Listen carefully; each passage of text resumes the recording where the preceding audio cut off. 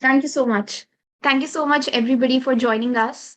And most of you were part of the previous conclaves as participants or at some of the discussions. So you are well aware of the structure of the conclave and the idea of the conclave. But today we will start with first how we started the conclave and specifically what this conclave is dedicated to. So, uh, with POP, we have a very important project with the name of John McMahon Innovation Lab. And this conclave has been conceived from our innovation lab itself. The idea is to promote innovation and also learn technology, build capacities in technology of the young people who are already associated with us or who are looking for opportunities to learn more about it. Um, we are blessed to have young people who are part of the POP network who are working on various projects and technologies and have set up their own organization and successfully running them. So that gives us this opportunity to actually invite them as facilitators to actually share their experiences and help us to build this conclave further. So before I start and go into detail, I would like Dr. Ash to and Dr. introduce themselves and welcome everybody, and then we'll start with the conclave. Thank you very much. I just want to say I'm very excited that we're here today. That the day has finally arrived, and I have no doubt that this will be an extremely stimulating several sessions and an important conclave, which will not only um, generate a number of ideas, but I know also very strong networks. And I'm sure those ideas will translate to amazing projects. So I just want to congratulate all of you, Trisha, Hermanos, Kevin, Ivan, and all the amazing people I know we're going to get to be able to spend time with over here. And most of all, I'd like to thank each one of you young, and determined and committed um, folks who are out there looking to produce, the innovation and the tools and strategies we know we need in order to be able to find solutions to current problems. And those I know that will serve many generations to come. I know a lot of this is about you. So I just want to say how privileged we feel to be together with you. And I not only look forward to today, but, um, you know, much, much, much beyond together. So thank you very much. My heartiest congratulations once again for all the determination, the vision, and the action that brings us together. God bless you. I'm very excited and very honored to be with you. Thank you. Thank you so much, Dr. Ash. Dr. Norma. Yeah, good morning. Good morning, Risha. Thank you. Good morning, Dr. Ash. Good morning to everyone. Thank you so much to be here today with us, to be together with us. We are very happy. I know that some of you were already with us, like Drisha said a few minutes ago. And I think that we can learn together a lot of things in this very interesting conclave, and that you will enjoy. We will enjoy to be together, and you can consider that we are here for you at any moment if you need us, of course, and we will be very happy to follow you along this conclave. Thank you so very much for your presence, and keep smiling. See you soon. Thank you. Thank you so much, Dr. Norma. So before I start, I would like to mention that you all must have received the concept note, so structure of this discussion and the objectives which is to promote discussion and dialogue among the participants and the facilitators. So, talking about that, each session of the conclave has been named as a discussion where the facilitators will come and talk about their projects and touch upon certain areas specific to the theme that is dedicated to the discussion. And once they have made their presentation, we'll start with the discussion round.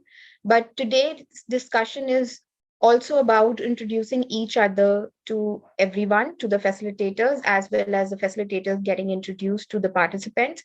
So today there will be some presentation, or each individual, the participants will have to talk about their project within 2 or 3 minutes. So we start with that. And instead of self-nomination, I would like to invite the participants one by one to please come and talk about their project. And then we'll go around and we'll introduce the team of the POP as well as the facilitators. So to begin with, I would like to ask Prima. Prima, can you hear us?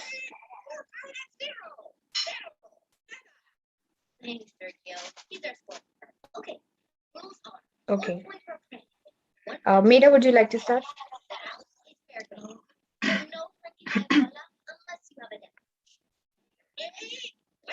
Hello, everyone. Good afternoon from Uganda. I'm Mida Hope Madinga. General Coordinator for Hitaji Africa, as well as a Pop Youth Mentor. Well, the project we are working on is based on raising African awareness. It's been dubbed, the project has been dubbed Ujio Ufamu.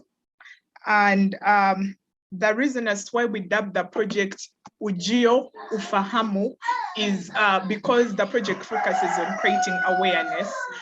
And actually, the objective is basically to get stories of different youth climate activists across the African continent so that we are able to create awareness amongst youth in Africa on the need to take climate action, and also bring literature on board that would enable many students within Africa to pursue careers to do with climate, given the fact that they'll be able to have information to back up.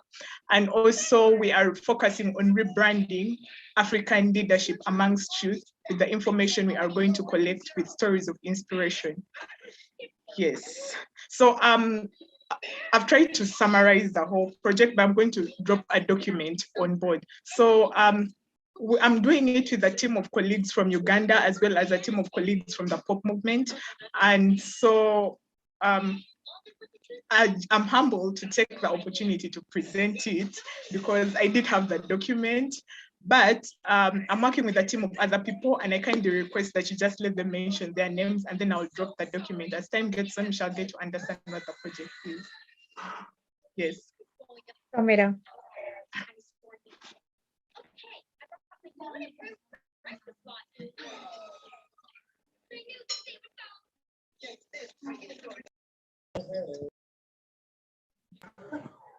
Hello there, I'm Elizabeth Nwasima from Uganda, working with Meda Hope with the project. Nice to meet all of you and excited for this.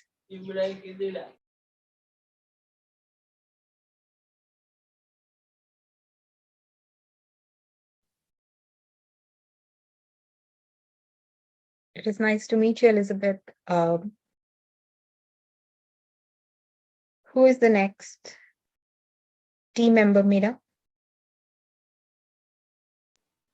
Prima, and then there's phones. Prima. Hi, can you hear me? Yes, we can.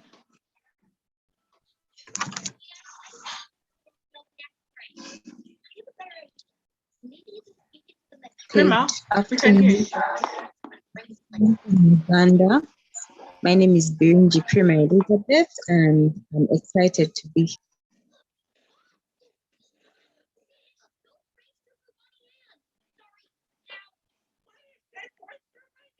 Funds. Where is funds?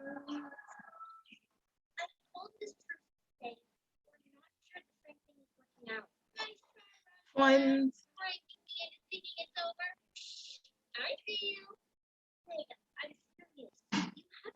Okay, Fonz has just notified me she's in a noisy place, but I'm working with Prima Birunji, I'm working with Nwasima Elizabeth, I'm working with Gino Jaya Indiko, and I'm working with someone else known as Ako Eva Evangeline. Yeah, that's the team that registered working with me on this project from Uganda. Thank you, Meda. Thank you so much. And we are so excited to, learn more about your project and also you learning from all that we have to offer with the conclave. Next, I would like to call Ved and team.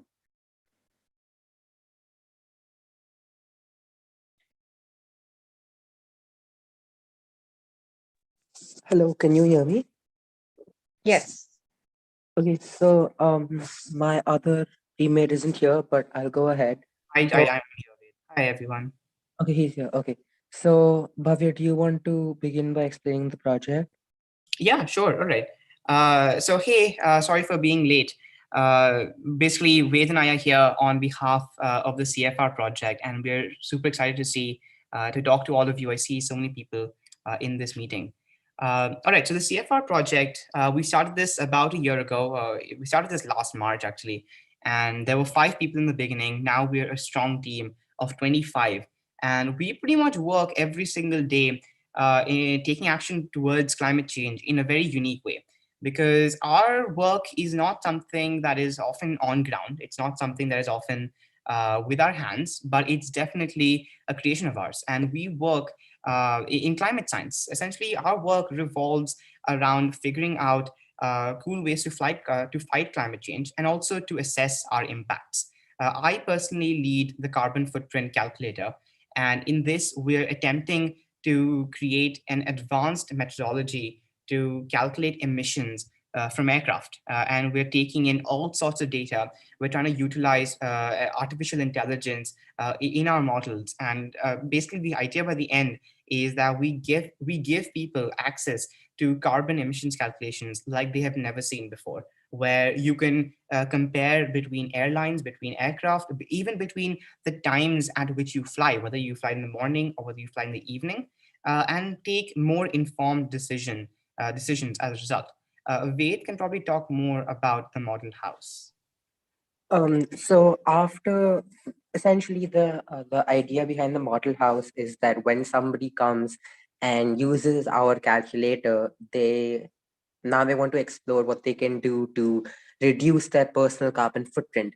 That's where they can refer to our model house, which is essentially an interface of solutions that they can implement in their own house to reduce their personal carbon footprint.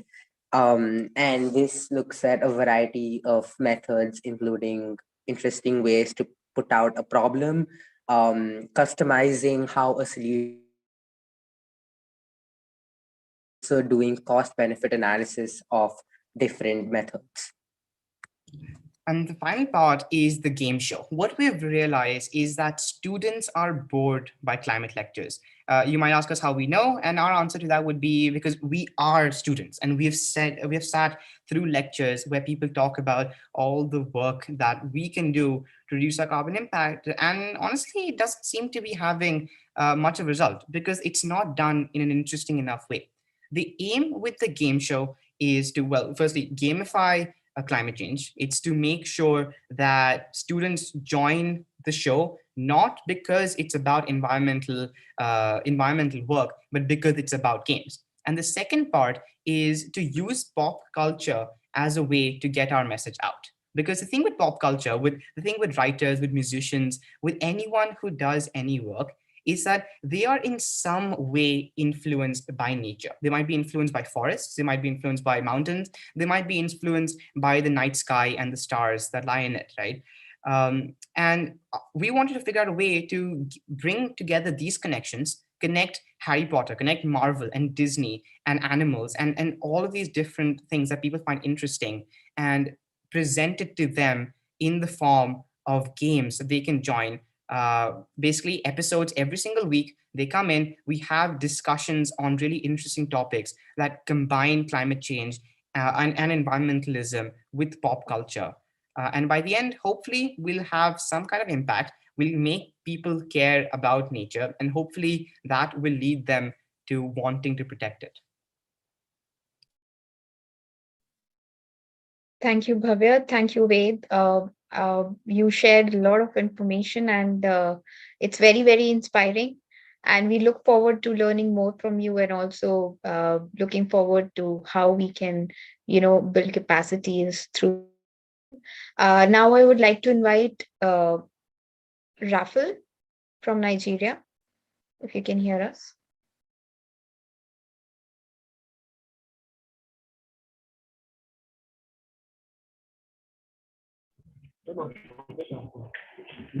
Thank you very Thank you. much.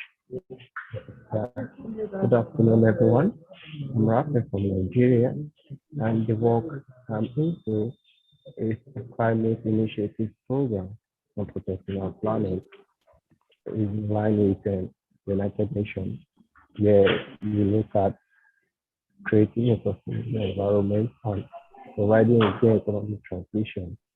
So we involve a lot of stakeholders and also partnerships with a lot of people. We look at encouraging people who are vulnerably oppressed in society, and also we create a sustainable platform for everyone to participate effectively. So a lot of things, and we engage majorly with the community on their economic transition, where we encourage them to go about tree planting and also afforestation on areas that have been faced with degradation and all that. So a lot more involvement with ecocide and normal ecocide eco-justice now. So a lot more things. Thank you very much. I'm so sorry I'm fast because I'm still in the office. So my colleague here, Samuel Kuri, is already saying hi, and I know he has a lot to say about that. Thank you very much. Thank you so much, Ralph, for sharing what you are working on, and we hope that this is very, very much helpful in additionally supporting to all the activities that you are currently engaged with. Now, I would like to invite Rover, if he can hear us. Rover.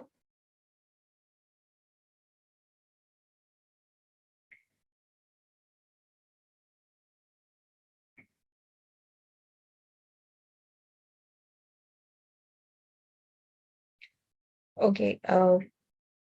I think he can't hear us. So I would now like to invite the POP team to please come forward and introduce yourself, like just your name and uh, your engagement with POP. And then we will ask our facilitators to take the lead. Can we start with you?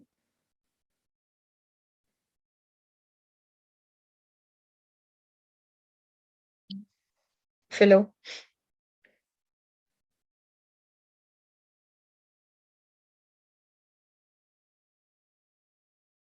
Okay. Sam, would you like to introduce? Can you hear me? Yes, we can hear you.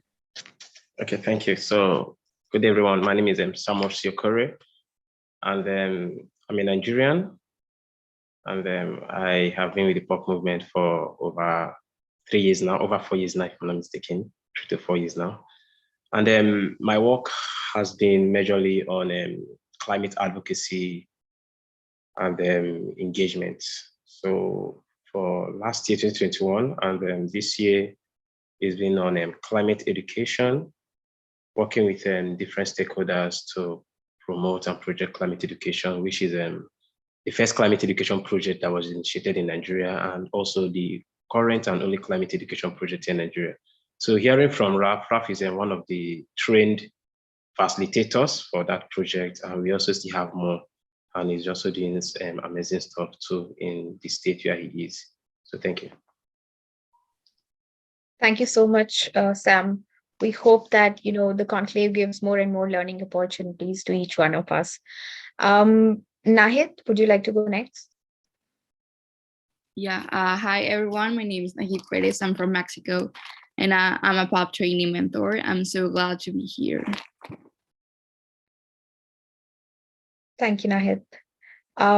Now I would like to invite Ivan and Kevin, and then we will ask Prachi to first present herself, and then Ivan and Kevin will take forward. Thank you so much, Drisha. And it's an honor for me to be here with you all. I'm Ivan Ransom from Mexico, and I'm Pop Sustainability Ambassador and Youth Mentor.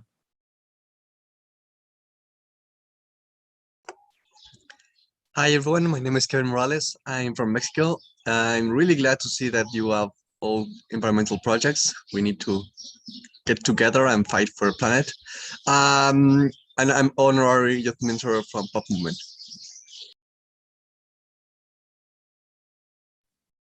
Thank you, Kevin. And now I would like to invite Prachi Shevgaonkar, the founder of Cool the Globe from India. She's a communicator and a climate entrepreneur of an award-winning startup called Cool the Globe, which is an app and a movement for climate action with users from over 55 countries. She, as I mentioned, is a communicator, and she's the best person to actually start the discussion of introduction round because she does it quite well. So I would like to invite Prachi now and hand it over to her. Hi, everyone. And thank you so much, Dusha, for the wonderful introduction. First of all, I just excited I am to meet all of you and to hear your amazing projects. It was really inspiring for me also to see the variety of work you're doing. Wade's team, you're doing something that's in a lot in my domain. So I would love to talk to you after this also. Everybody, hi, my name is Prachi. I'm from India. I live in a city called Pune. And like Drisha gave a little bit of a brief about my app and startup Cool the Globe. But I think this is also a session where we are all getting to know each other. So I'd maybe tell you a bit about how it started right from the beginning. So I wanted to share a little bit of a story because we are here, we are all youngsters with innovations, and my story, when I think about it, really started right from school. When I was in 4th standard, my school teacher did an interesting experiment. She asked us to write a letter to our future selves. Who would I want to be? What would I want to be? And I remember I wrote that letter and completely forgot about it. Then it just happened so that 10 years later, my school actually sent those letters back to us. And I read it. And in that, the young Prachi had written very excitedly about making a difference, changing the world. And reading it was like a wake-up call to me. I was at a very decisive point in my life. My family is full of engineers, and I was also about to become an engineer like everybody.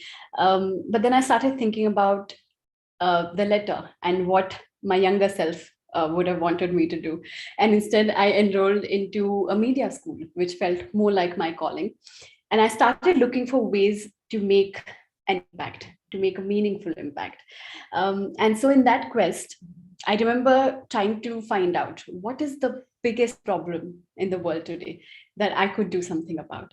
I remember even searching on Google, reading books, watching videos, and I was very surprised that almost unanimously, all the biggest scientists, experts, organizations throughout the world talked about how climate change is one of the most pressing issues in front of us today.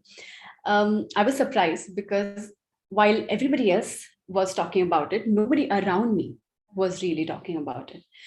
And so I started researching more on what climate change is. I read about how it's a pressing issue. We only have 3 decades to do something about it. All of you are working on climate change, so you know how pressing it is. I didn't at the time, but it troubled me. I wanted to do something about it, at least at my own level. So I started thinking about what is it that I can do at my own level about climate change. And in a quest to find an answer to that question, my family and I decided to take up a small pledge. We decided to reduce our own greenhouse gas emissions by 10% to start with. But how, which activities of mine were leading to most emissions? How could I reduce them? How could I measure them? So we started finding the answers to all of these questions. And I started looking for, which activities of mine were leading to most emissions. How could I reduce them? And as I started doing that, something very interesting happened, which is that a lot of my friends, my neighbors, citizens around me took notice. They said, it looks like you're doing something different and we would like to be a part of this. And that's when I started thinking about how can I take global citizens on this individual quest that I've taken on. And from this was born an idea for an app called Cool the Globe, which would help ordinary citizens like you and I reduce our own greenhouse gas emissions to a target. Now, I was a young college student when I decided to build this. And I think, all of us have innovative projects in front of us. And the point of this session is to take you through the journey of how we developed something like vague idea into a concrete project. So our college at the time used to have something called a development sector internship, where we would go and intern at some place else. So I convinced our director at the time to let me work on this crazy idea for an app that I had instead of interning somewhere else. And after a lot of back and forth, he agreed to let me do it. And so I had 2 months of uninterrupted time to just convert this vague idea into something a bit more concrete. So one of the first things that came in front was research. How do we go about even before research? The only idea in front of me was that I wanted to make climate action easy and accessible to ordinary citizens. So how do I do that? How do I go about it? So the main idea was that we should be able to quantify the impact of our small actions, and we should be able to integrate climate actions in the day-to-day lives of citizens. So I think a good way to start working on our innovation is to just bring it down to 1 or 2 sentences. What is it that we are looking to solve? What is it that we really want to achieve? And so when I did that, the clear point was, how can I break down climate actions in my own day-to-day life? So I started researching, figured out which action would people be willing to do, which actions would be easy for them to do. And the second point was to quantify all of that. Now, once I had this framework in mind, then we started looking at how could we convert them into an app. I remember, this was a few years ago, but a big decision point for us was how climate action comes in different forms. And that's why it's so difficult for people to sort of act on it, because there are all sorts of different activities. How can it all come under one umbrella? So how do we quantify all of this into a single measure? So we decided to quantify all sorts of simple climate actions I'm taking. So I take a bus to my office instead of a car. I shop less month. I segregate the waste in my home. All of these activities under different banners. How do I quantify that under one umbrella, under one unit? So we decided to do that with, by calculating avoided emissions, CO2 equivalent avoided emissions. So we divided different kinds of actions into 3-4 categories. And essentially figured out, what could be how do we bring it to an individual? So that was one decision point. Then the second point that I realized, I think research is not just about looking for outside sources. It's also about looking within. So I, put myself in the perspective of a user of my app, and I started thinking about, what would make me want to keep using it. And I realized that I would want to keep using it if I have the feeling of community, if I feel like a lot of people are also involved in it, because a lot of people feel like, what difference can I make as an individual? What difference can one person make? But when there are many people like us coming together, then the collective impact can be extraordinary. So I wanted to figure out a way to show that collective impact. So we came up with a feature called a global meter, which would show in real time the collective emissions avoided by everybody on the platform. It's very to condense in a gist all the work that went into making this app, which was over 3 years of my college life, into a few minutes. But that was essentially the thought process. And when we released the app, we realized that the real work has just begun. The real work is in actually convincing people that we can do something in the face of climate change. So we also then started making campaigns, citizen-led campaigns about what is it that the common man can do about climate change. And those campaigns were picked up by people like you and I. People shared it with their friends shared it with their friends. And before we knew it, millions of people from around the world were watching our campaigns. So now, as a result of word of mouth endorsement from people around the world, we have users actually from 100 countries now. We have all of these users collectively have avoided over 10 lakh kgs of avoided greenhouse gas emissions. And we got in touch with people from around the world, amazing innovators like you, and ordinary citizens who took willingness to take action in their day-to-day life. So in a gist, this was the journey we had. I think the biggest learning in this was that I think, we had decided to talk about the research that went into making a project scale up. My learning was that research is not just about your product. We often tend to forget the people side of research. Research can also be about who else is in this domain, what is happening in this field, what does the global scenario look like. So I think one of the things that I had done is that I'd gotten in touch with 10 people from this sector that I looked up to. I'd send them emails, I'd send them messages, and I'd asked for their advice, for them to review my app. I'd asked about 200 students who came and tested the app before it was released. So research is also about finding like-minded people who would inspire you and who would help you make your project big. In a gist, this has been my journey, and I'm very excited to be a part of this conclave and interact more with all of you. Thank you so much, Prachi.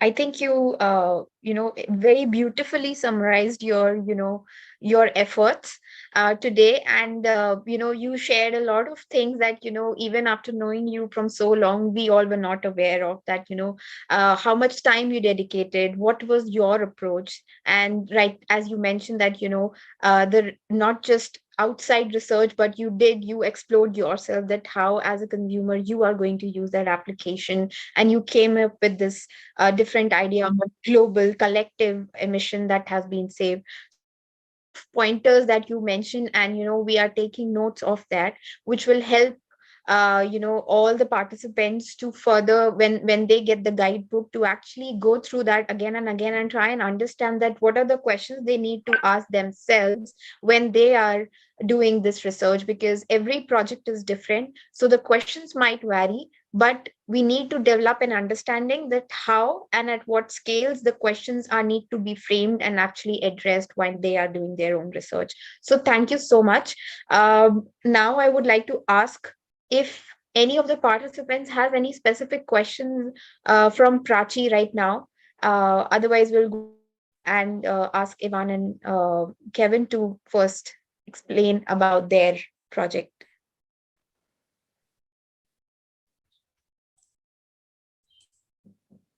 Okay, I think I have a question.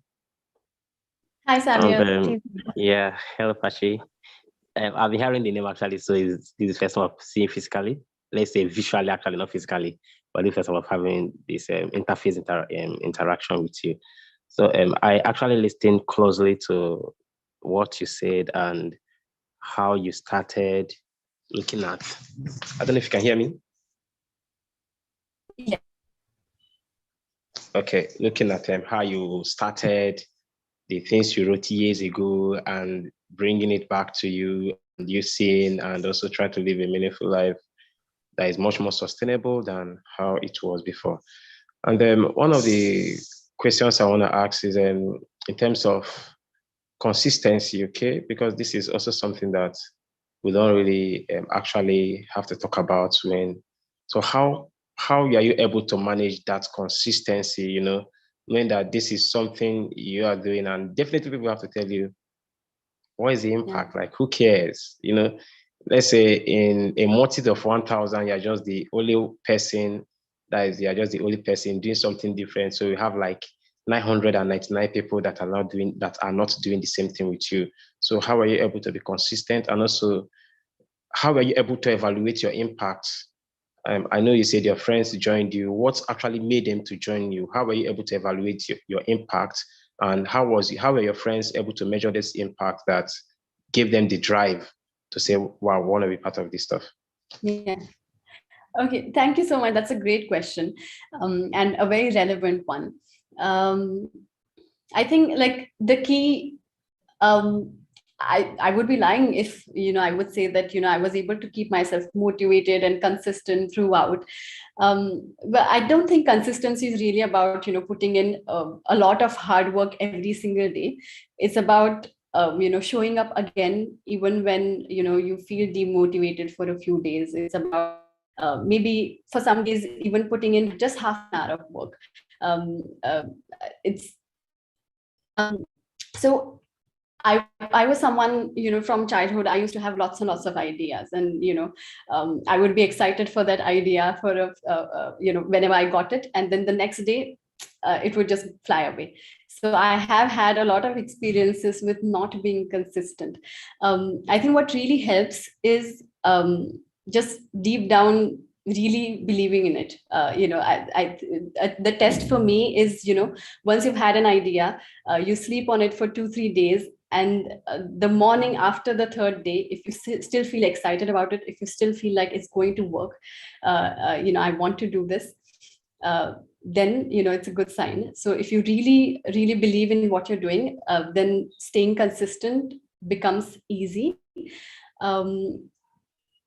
But I would also say, so I started doing this simple thing when I started working on it, which is just to give 20 minutes every day to not work on your project, to not be productive, to just think about what is it that you're doing, to just maybe sit in a garden and think.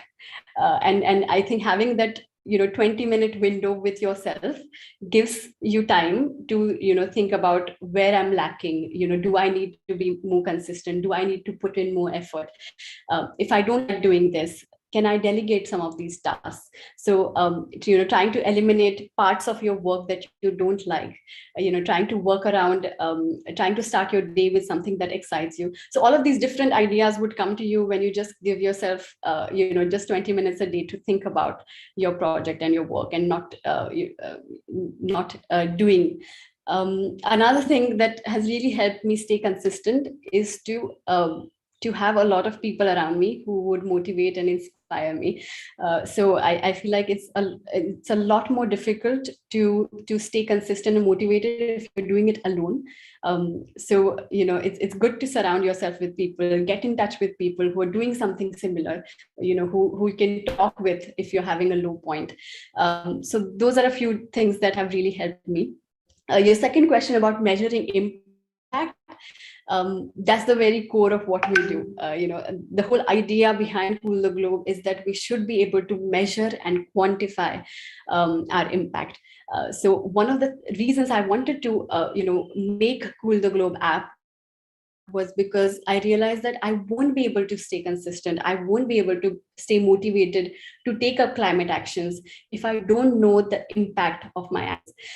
So what the app does is that it helps you figure out the impact behind your small actions. For example, if I did not use AC the whole day today, then I'd be saving 5 kg of avoided greenhouse gas emissions. If I did not buy 2 pairs of jeans this month, I'd be saving about 10 kg of greenhouse gas emissions. So the app helps, quantify the impact, calculate the impact. And I think that's also something that's really helped the users keep coming back and make climate action a part of their life. So the other day, one of our users called me up and said that they had purchased a cycle to go to their office every day. And it really made them happy to see the were avoiding by making that commute on a cycle instead of a car. So seeing, he told me that, he was very happy to tell me that he had already avoided 60 kg of greenhouse gas emissions by traveling to his office on a cycle every month. And that made him happy. So I think both the questions are sort of tied together. Quantifying your impact helps you stay consistent, and that also makes you happy. So I think that sort of would be my answer to both questions. To make sure that at the end of the day it makes you happy, and that would keep you consistent. So I hope that answered your question.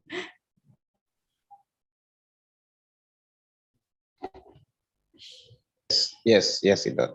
It does. Thank you. Anyone else has any other question?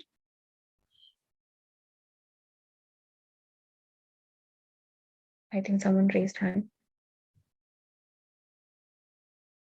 Meda, please go ahead. Okay, thank you so much, Grisha. I'd like to thank Prachi for that inspirational content you've actually presented. I really looked at myself somehow through you because okay, for me, I just got so involved in this at the age of 13.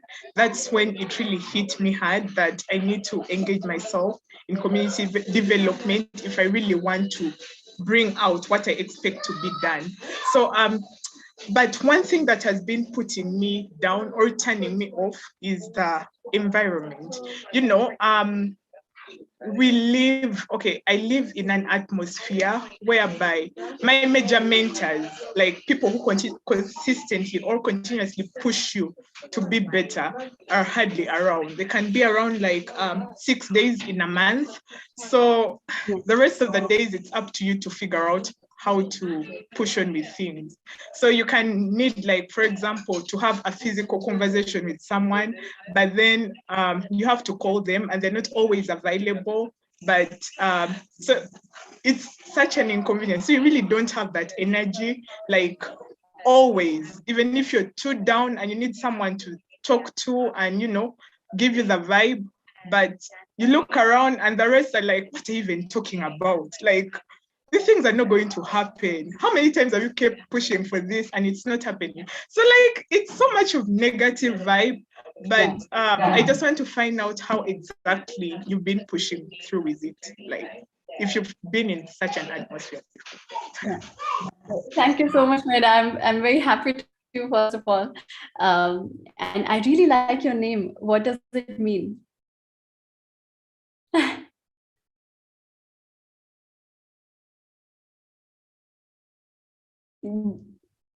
You're on mute. Oh, sorry, Meda, right? Yes. Okay, for Meda, I was named after William Mariam's wife. She was called Meda Hope. So Meda is basically skillful. Skillful. Wow. Yeah. Such a beautiful name, skillful. So I think the answer to your question is in your name itself. You have hope in your name. So,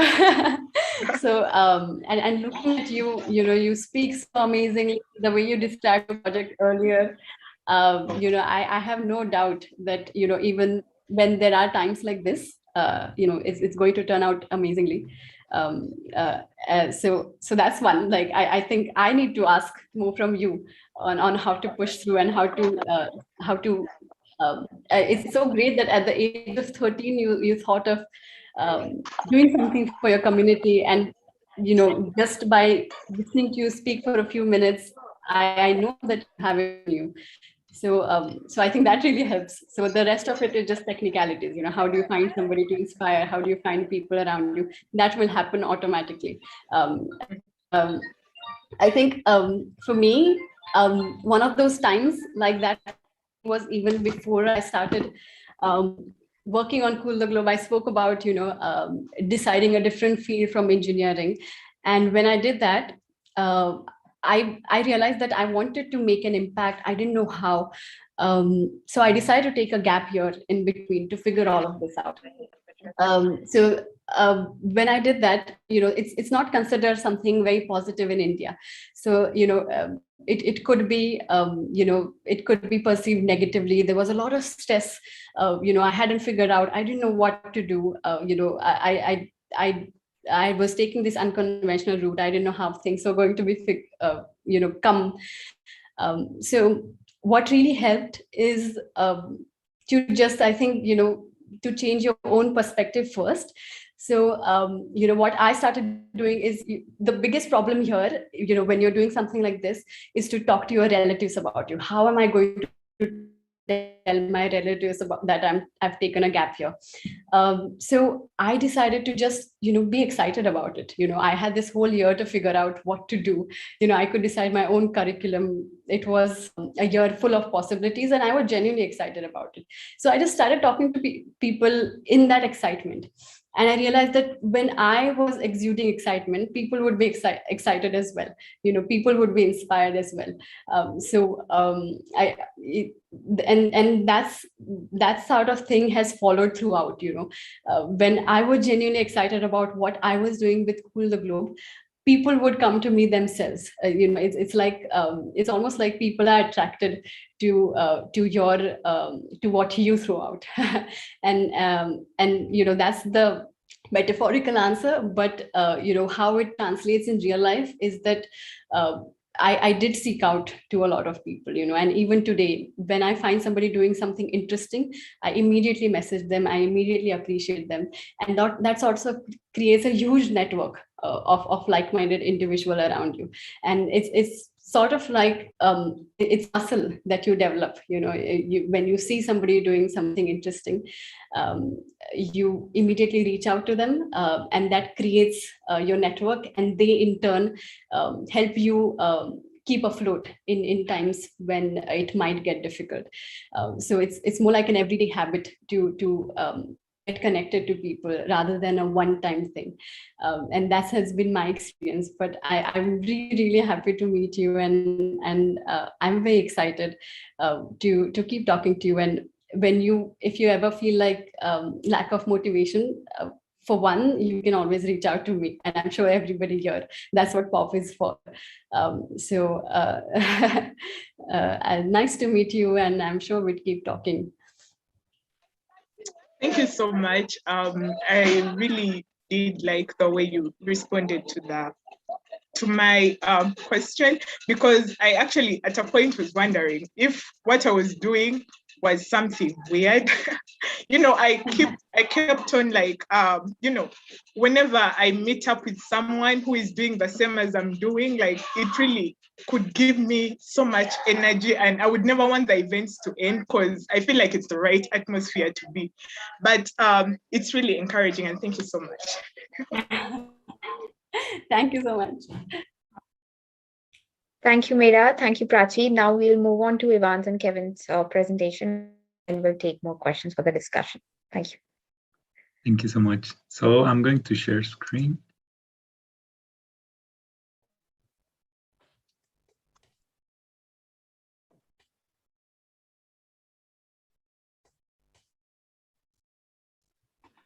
If I can get the permission to do that, please. Ivan, you already have the permission. I'm trying to, but I'm, oh, okay, I have it now.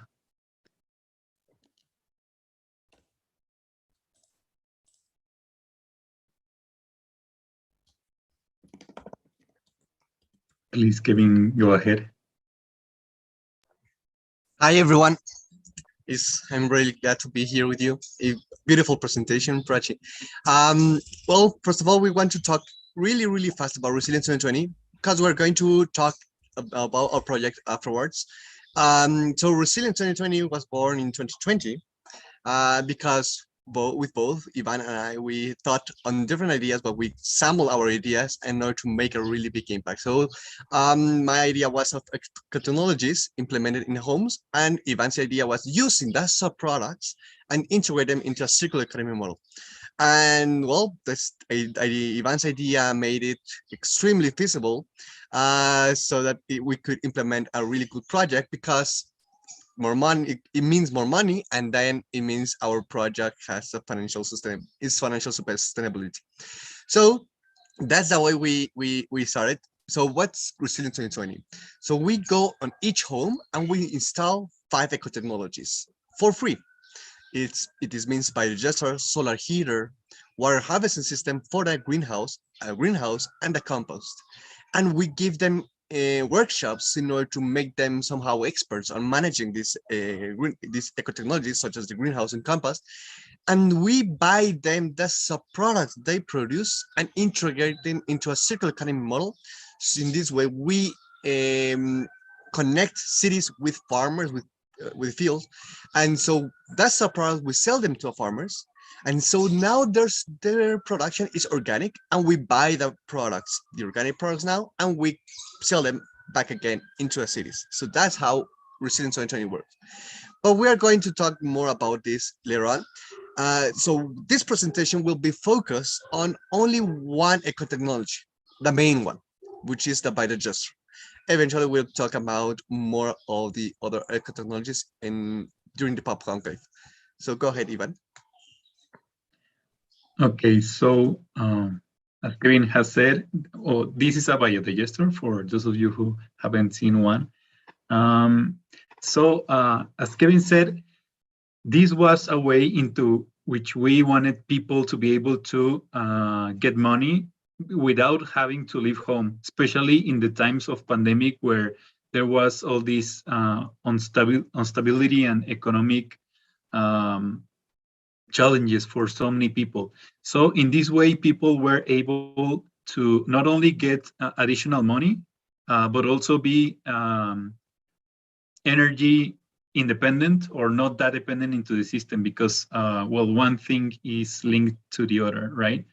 So the opportunity for innovation for us was to try to fill this gap and also to, so organic matter was being produced at the cities. And this is one cause, at least in Latin America, where we have a poor system for recovering that and for recycling and all that stuff. It was something really, really necessary also because of the pollution in air, water, and soil that it causes. So, well, we saw that opportunity and we tried to do something about that. And this is part of the team. Well, the first one is the homeowner, then it's Mike, that hopefully you will meet him in some other opportunity, then it's me and Kevin.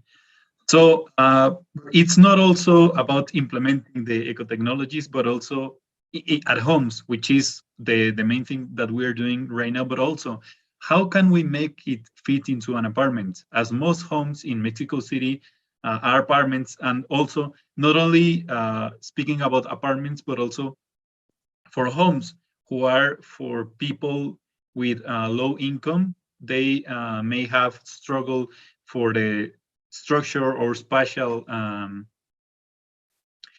needs that are needed for the eco technologies to be installed on. So we thought it would be amazing to have a biodigester who could fit into apartments. And for this, we decided to partner with a team of engineers, then develop this prototype of a biodigester that can be used at homes in like really small homes or apartments. And well, this is still being developed. There are some issues that we need to resolve, such as what are we going to do with the small amount of biogas that is produced? Because, well, the good thing is that it produces bile, which is the main support that we are going to be needing from the biodigester, but also we need to do something with the biogas in order to prevent it from generating some more pollution. So, and well, one of the experiences that we have about implementing, it's not only like selling the idea, which in this case, I'm going to be honest with you, I'm the worst people at negotiating. So, but the good thing about resilience is that I don't need pretty much to negotiate, because people automatically accept to have these eco-technologies installed because of all the benefit that it brings to them, and also because it's free. And one of the main restrainings for people to get these eco-technologies are the costs, and also the inexperience, that they don't know how to use them. And in this case, we are tackling both things. So it's pretty much the project sells itself. So that's something like really great. But I wanted to tell you that one of the problems that we have is that we installed the biodigester in one home, and then someone told them that the biodigester could explode. So they took the biodigester from, well, they disconnected it and everything. So that was a harsh lesson for us too, because of the time, of the money that we invested on that, or of the time, and also because how it affected like the rest of the implementation of that phase. But the thing is, it was important for us then, a really great lesson to learn. Actually, what Prachi said is not only about technicalities about the project, but also for the people. So we learned that we need to be like, have this really close conversation and interactions with people, so that they can know and have the be like really secure and calm about the eco-technologies that they have. And well, I'm going to ask Kevin to follow with the next part. Please, Kevin, go ahead. Thank you, Ivan. So, as Ivan said, we wanted to reach apartments, but our main goal was not only apartment, but every home in the world is our goal. Obviously, if they allow us to be. But if you see the photos, the pictures that Ivan showed, we used two biodigesters. So the first one was the big model, is like 3 times bigger than the one we use for homes right now.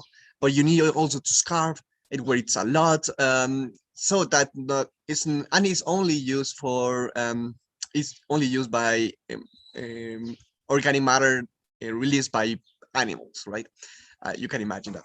So the thing is, that's why it wasn't really useful to implement that biodigester on the rest of the homes. Then we moved to this one, the green one. It's smaller, it looks better, but it weighs 1 ton, so it's not feasible for apartments. So that's why we decided to implement another one. But this is really important, because we needed also, while we produce our new biodigester, which is smaller, we needed to prove that it works on a bigger scale. With the ones that already exist in the market. So that's why we install these eco technologies. We prove that it works. So in the middle, the picture in the middle, you can see that they are cooking using biogas, and the right side is also biogas. So in the middle one is with this digester, but on the right side is with the biggest one, the one on the prototype home. And we needed to see how it works, if it smells, if not, if it's exploded, all these things we needed to prove. And also try to get some data. because when we get data, and with even more data, we can predict things, we can calculate, we can create a financial budget, but also we can see if, for example, if it's winter, can we produce less or more biogas, less or more bio, and that's how we can predict even better. Next, Ivan. So then we have to partner with someone. As Ivan said, we partner with these six. It's a team of engineers who analyze first with the survey how the public see a biodigestor and what's their need with the organic matter, and now they design this biodigestor, which is smaller. It weighs 100 kilograms, more or less, and that's useful for apartments. So they needed to first search on the idea if it was feasible, and then on the engineer if it's was also feasible. But not only that, we needed to go bigger on our team because we needed experts on biodigesters as well, and especially people who could actually learn on the solve situations and predict situations on biological information. For example, as you may know, by the biodigestor functions, the bacteria decompose the organic matter in an hermetic system where there's no oxygen. So it's all has to do with the bacteria. So when the bacteria are happy because of the pH, then we produce more biogas and more bio. So that's how we needed to predict everything, and that's how we got a team of experts on biodigesters. And now together, the six with a team of experts from our own team, Resilience 2020, could create this new biodigester feasible for apartments and predict also the ones we already have in the market. This is really important. We didn't go for a biodigestor which is bigger because that already exists in the market. So our efforts, time, money, all our resources went onto one specific type of biodigestor that didn't exist in the market, and it's important for us to be implemented as well. So that's how this partnership with D6 and our own team began. Again, next, Stephen. And then we need to learn from our results and learn more from biodigesers. So we also have become even bigger and have a team of researchers. So they began to learn more about biodigesers. So we already have the practical thing, but we also need the theoretical information. And then we could improve by having all the information available. For example, if we produce more biogas on winter or less. And then we calculated how much have we reduced with the biodigester we already implemented during the 1.5 years of the project. And there is almost half a ton of CO2 that we have implemented, well, only with the biodigester, have almost half a ton we have reduced. So this is really important, and that's what is really happy for us, because it's the impact that we can share only with 3 homes, because this information is from 3 homes. What can we do with create become bigger and implement it in more homes? But also the information that we created about the biodigestor, and we analyzed data and from the biodigestor from apartments, we realized that we have an issue on it and we need to solve it. So the issue is that because it's smaller, it produces less biogas. So each people uses about 2 hours of gas to cook, more or less, in Mexico, according to a survey D6 made. So the small biodigestor we use on homes, it produces 2 hours, the bigger one 3 hours. But in this case, for the biodigestor for apartment, it could only produce half an hour. So it's not feasible to cooking. So we need to solve what we could do, because if not, we produce methane inside our home, and that's not good for the health as well, and not very good for the environment. So now we're researching on what to do with the biogas. It could be that we could burn it. We need to burn it to produce CO2, but we could use it to produce electricity, and then have a small greenhouse inside apartment, and it produces the electricity for a greenhouse. That could be a solution. We could use it in different ways, but we need to research on that and see what we can do. And then we're going to put it on apartments and prove it. And that's how our methodology functions. Next, Ivan. Well, just want to give you this contact information in case you are interested in reaching out to us. And thank you so much for being here. And we are so proud of what you are doing. We have had the honor to be close to so many projects in here and so many people. You are amazing and you inspire us a lot. And we're also happy to be in this fight together with you. Thank you. Thank you, Ivan and Kevin. That was a great presentation. And now I would like to ask if anyone has any questions from Ivan and Kevin. Please go ahead.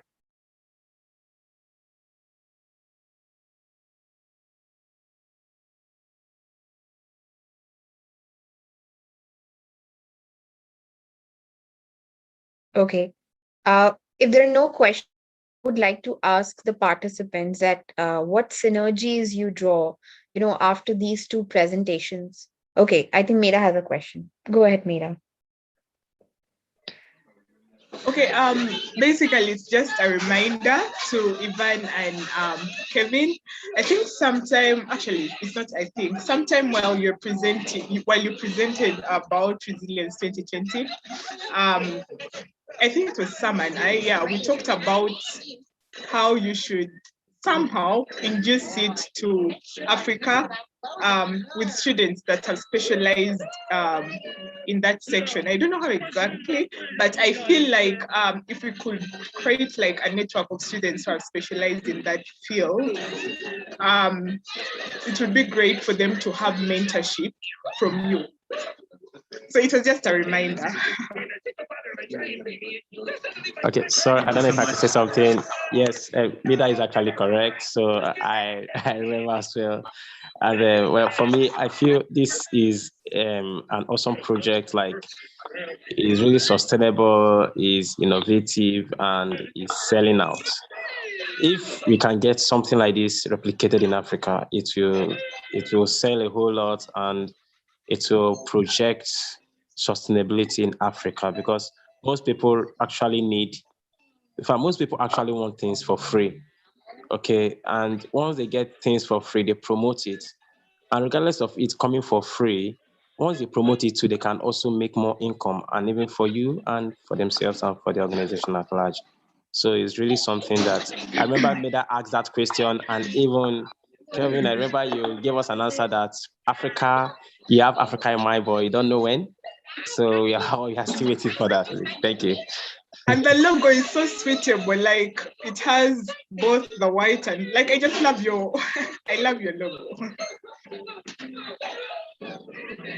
Thank you. Thank you so much. And actually, yes, we have one of the plans for us is to arrive to, we have this opportunity in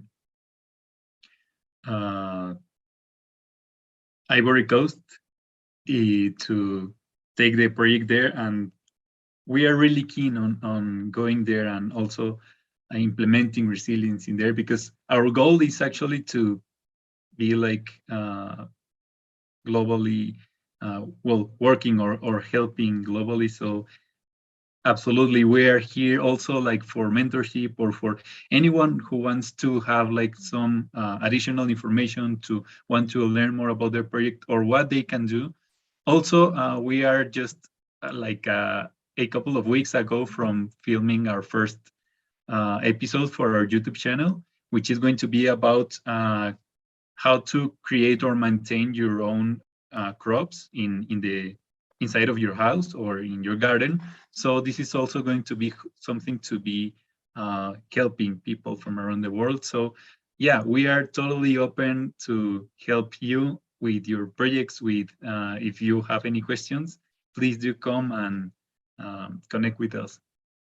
And thank you so much, Mira and Samuel. We love your work and admire what you are doing, both of you.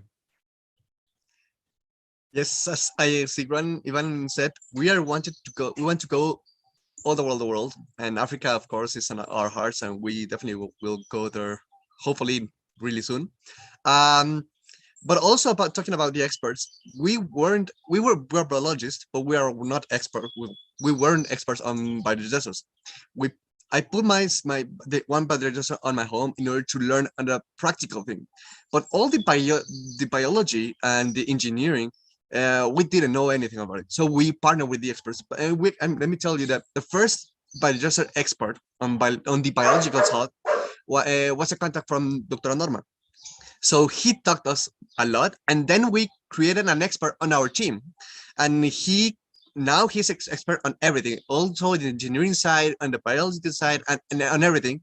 So that's how we try to create experts and then help to become experts and then to create more experts. So yeah, if you need any help, we're willing to help you in order to create more experts on anything on environmental issues and solutions. Thank you, Kevin and Ivan. We have Dr. Ash and Dr. Norma over here, so we can easily propose it to them that Resilience 2020 is a partner and we want to work in Africa. So let's create something and start generating more resources so that we can transport Ivan and Kevin to Africa. What are we waiting for? I think resilience needs to get out to Africa and go far. I know it touches many lives, and that's really what its power and potential is. So do it. Let's do it. I want to join too. For sure, we can help for that. Yeah. Go ahead, Kevin. And also, if I may add this, we need people in other places to implement or to be in charge of resilience in there. So if you're interested, you can join our team and be like the representatives and carry on the project in your country. So if you're interested, also you can reach to us for that.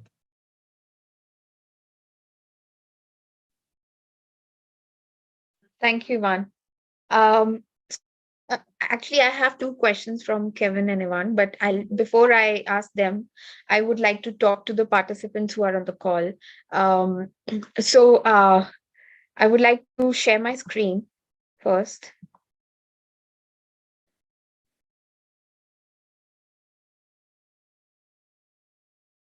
So this is the first document that all of you have received. There was a separate document for the facilitators, and this is a separate document for the participants. We that how the participants can start working out if they have a long detailed structure of their concept, how they can narrow it down and give us few pointers in a written form in a document, which includes all these lines. First of all, this is important for you to actually prepare your own pitch when you have to present your like in a very 1 or 2 minutes. Second, all these details will be separately mentioned on the POP website, on the POP conclave page. So this information is very, very important.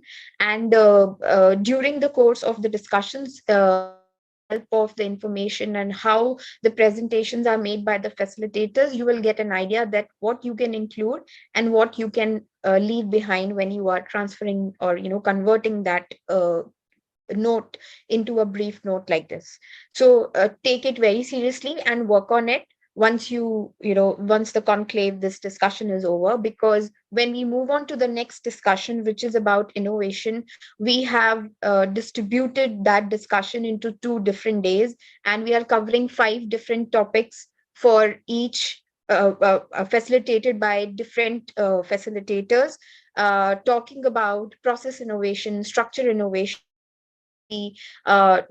discussion about the application as well as how hybrid models and technical models can also be worked upon. So today what you got introduced to was basically to start analyzing that how these facilitators actually started, how they did the research part, and how, like Ivan and Kevin mentioned, how they implemented it. So once the session is over, you have to think what are the areas or what were the questions that were actually mentioned by the facilitators to be included in your project and find more synergies which will help you in further when other discussions goes on, because this was a very basic layout of introducing yourself, but tomorrow's presentation will be more technical. We will go into detail and break down each technology and innovation into different parts for you to actually touch upon each point separately. If you want to rewatch this video, you can go to the Pop Movement YouTube channel because this is going live. You can again go through the presentations made by the facilitators. But the main idea is to actually ask questions like Prachi gave us an advice that she sits for 20 minutes every day and think about that, how she can, work on what she's already working on. So we can take that idea also from Prachi today. So thank you so much for, rightly pointing out on that important thing. And you will be provided a guidebook before each session. Whatever information has been shared by the facilitator in terms of tools will also be shared with you once this discussion is over. Tomorrow we'll have another round of introduction where all the participants who were not able to join because of their classes or whatever will be joining us. And there will be two other facilitators who will be talking about their part. So you will, when you join tomorrow, you can have more questions and a better understanding that how we have to actually work on what we are already working on. So we hope that it helps you. I think Ved has a question. Ved, please go ahead. My only question was, could you send the document again? I don't think I got it. Okay, so I'll make sure that you get I shared the WhatsApp group also late. I did share it in the evening as well, so I'll reshare it. That's not a problem.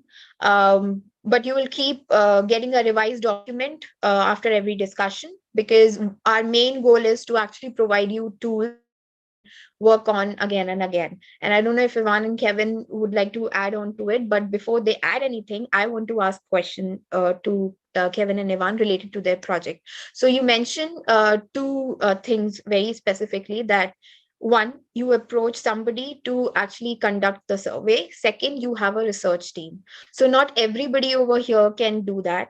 I want to better understand that, are they your friends, or you spend some resources, on hiring these partners to actually work for you. And I mean, today we cannot cover everything, or, how much it costs, what, like, having more partners will cost us or things like that. But in future, sure, we might have something related to it, but I specifically want to understand that how these new partners, who did the survey and who are doing research for you, came into picture, and what resources you spend on it. Thank you. Okay, if I may answer that. So it was quite curious how it happened. I was seeing a cousin of mine who I haven't seen in quite some time, and he's an engineer, and he was telling me that he wanted to do something more environmentally focused. And then, I was just listening to him, and he was saying that he wanted to do something related to plants, to sustainable living, but he didn't have something solid by that time. There were some ideas. He, with a team that he had at his work, they were considering of doing that. And then I told him, well, actually, it happens that I have with a friend of mine, we are developing this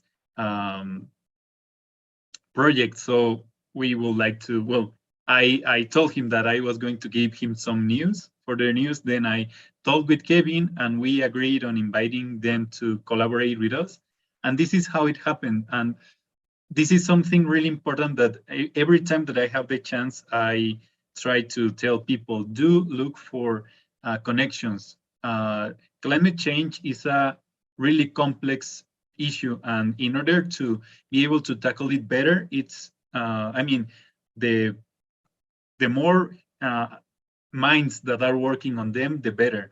And maybe in the case of Kevin and me, it was just two biologists, as Kevin said, that we didn't have expertise or experience in many, many fields. But what has actually made resilience grow is the help of so many people, starting with Pop. And thanks to the support that we had in Pop and that we started growing, then some more people decided to join us and to be like joining the project, right? So it is important for you to join also to people that think differently in order to reach to different solutions for the same problem. So, well, this is our piece of advice, that you try to do projects in a multidisciplinary way, or if you are not yet like in the well, if your colleagues are not yet like university students, but they probably have different interests, like, I don't know, IT, maybe engineering, or even marketing, philosophy, everything is like can be really, really useful for your projects. The thing is to gather and work for a common goal. Yes, I will tell you about the financial thing. So thank you, Ivan, because it is really important what you said about connecting, getting networking, sharing your project to everyone else. Someone will love it and help you, and that's really essential. And that's how Resilience 2020 grow, and now it's people are part of the team.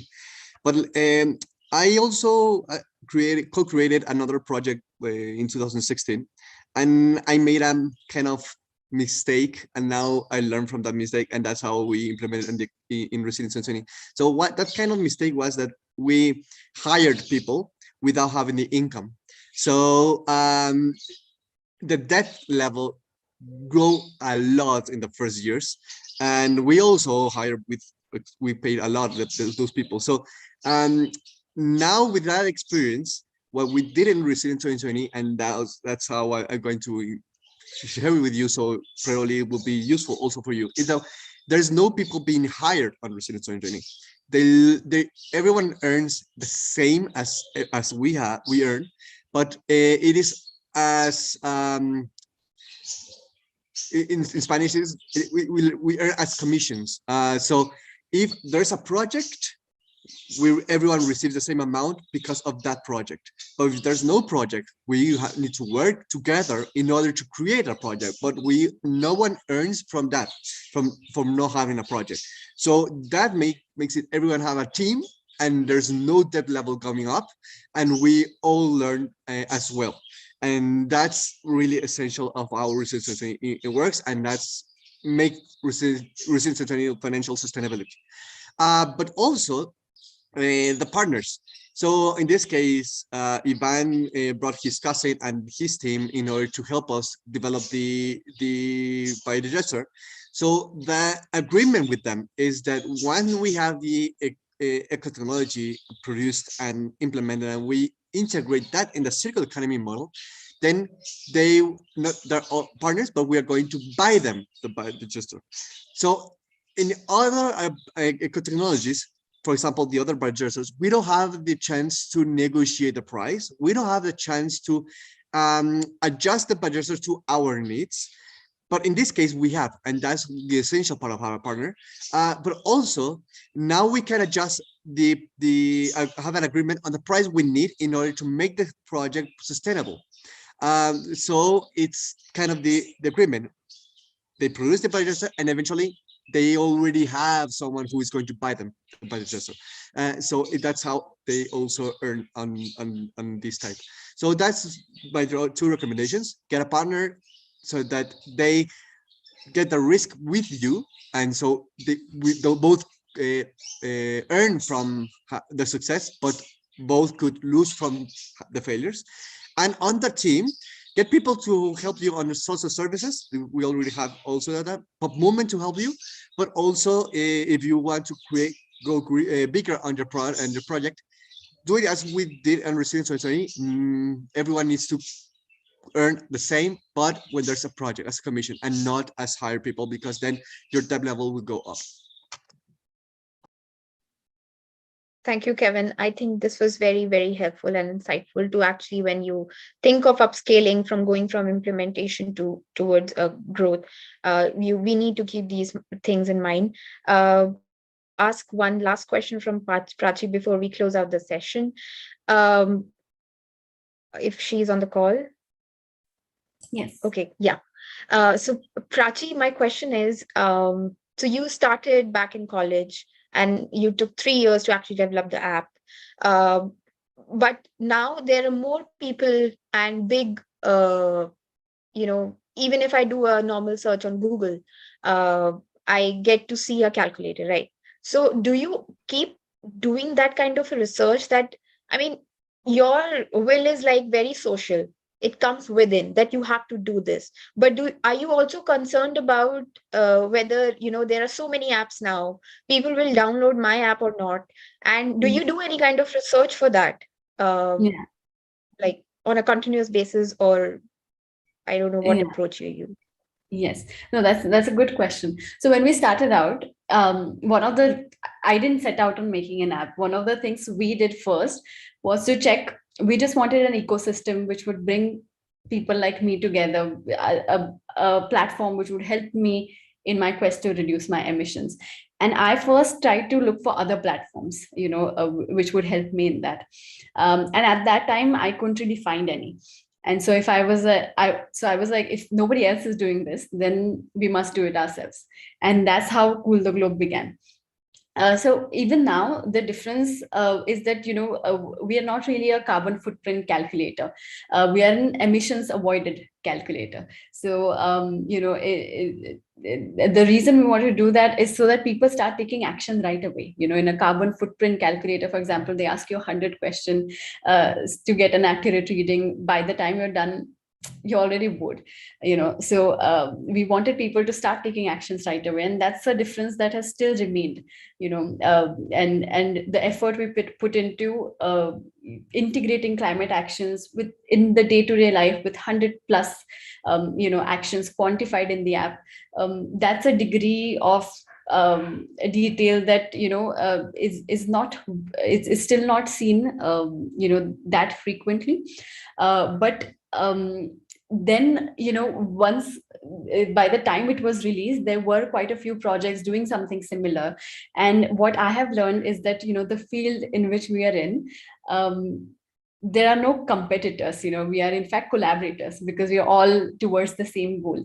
So when I see somebody doing something similar to me, I get very excited. So even now, what I have done is that I've reached out to people who are doing who are closest, doing things that are closest to Cool the Globe, and I know them personally. One of the projects, they are based in Switzerland. I have monthly calls with them to discuss where they are at, where I am at, how could we help each other grow our demographic. I've also reached out to one of the a project called Clever Carbon in UK, and we've had some great, we've hosted a webinar together. Then we're reaching out to another project which is called a Capture app, and they are very close to what Cool the Globe is doing. So I'm going to have a discussion with them also. So the thing is that the problem is so big, the market is so huge, the solutions are so few, that all of us can only help each other, and the goal is the same. So my experience so far has been in terms of research, once I started doing, it was very easy, because people would come to me and say, do you know about this? They are also along the same path. So that helped. Other than that, like you said, yes, we did a lot of, in every accelerator funding opportunity you get, the first question is, who are your competitors? Who are the people doing similar stuff to you? So that is like one of the first things that comes up. So you need to know who else is in your domain, but you don't necessarily need to treat them as competitors. My experience so far has been that they've only helped in expanding our demographic. They've helped in collaborations, partnerships, and just sometimes just I find that you can be great friends with people who are doing something similar to you, because you've thought along the same lines. So that's also been great. So generally, that's been my experience with market research and collaborating with similar products as Cool the Globe. Thank you. I just want to ask one last question. So all these organizations that you are coming in contact, are they also young entrepreneurs like you? Let me see. No, no, they're not young. Yeah, most of them are a bit more experienced, but I do come in contact with lots of other young entrepreneurs also. So I would love to connect them to POP and make them a part of this. Oh, thank you so much. So this was great. I think we a lot of discussion, and we understood that how each and every step is actually very important, and uh, some kind of thought process is required at every step. So I would like to thank you, all the participants, Kevin, Ivan, who I mean, as facilitators, you came today and gave so much time to our participants to actually share your experience, and the entire team of the pop movement who were present throughout the day. We extended it beyond the limit because we wanted a better connection with the participants and the facilitators today, because it was the first day, but we won't continue doing that in the future sessions. So that's for the facilitators, because they take out time to be part of the conclave. So thank you so much, and we'll see everybody tomorrow. If at all anyone wants to add something, please, before we close out, go ahead.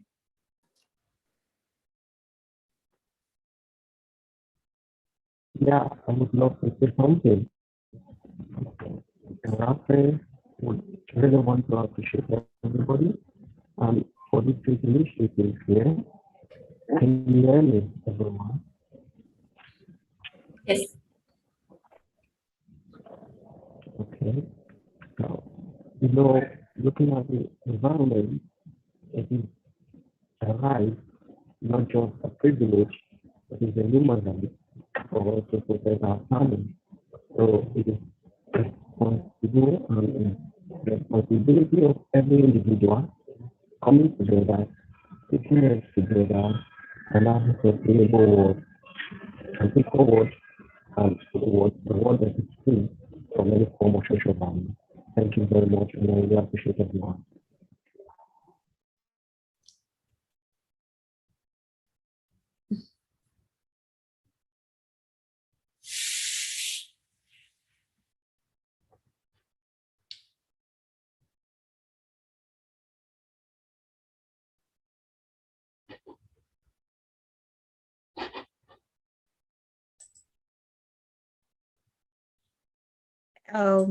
Anyone else wants to say something?